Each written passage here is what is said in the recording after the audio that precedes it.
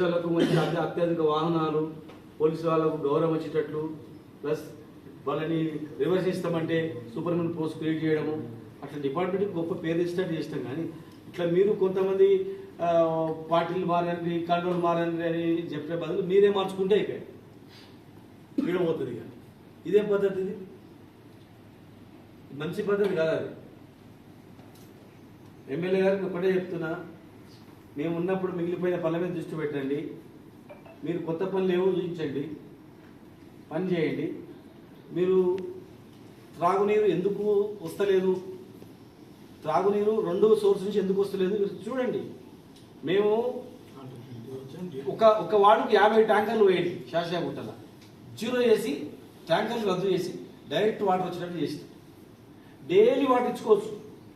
బాగున్నాను, daily water ఇచ్చే capacity మనకు అలకేట్ అయ్యింది. అది వస్తుందా చూసుకోండి. ట్యాంకర్లు బంద్ చేసినాం, బోర్లో ఉన్న మోటార్లు కూడా తీసేసినాం.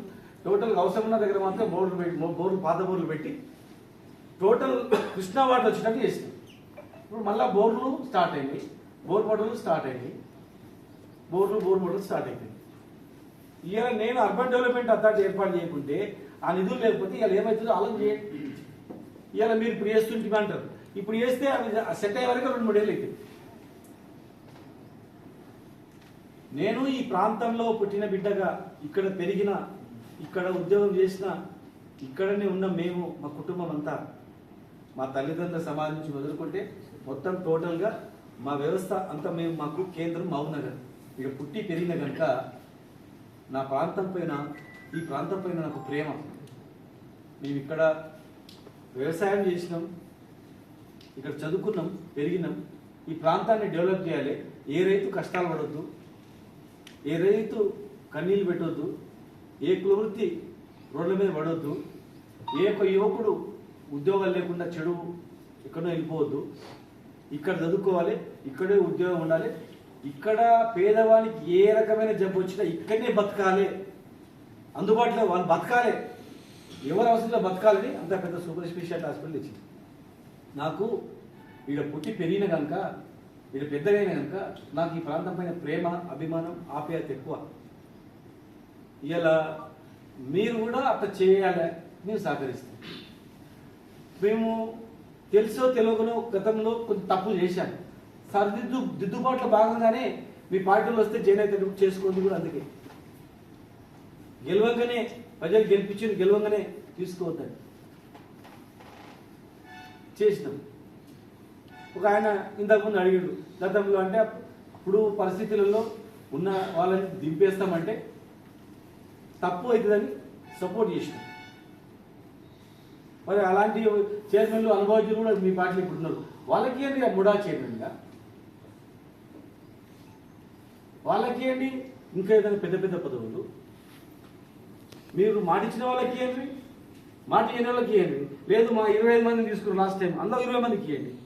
మళ్ళీ ఉన్న కొత్త మేము 16 మందిని గెలిచిన వాళ్ళని, 16 మంది మా టీంలోని మీరు భయపెట్టించి, పోలీసులతో భయపెట్టించి చేయడం అనేది మంచి పద్ధతి కాదు.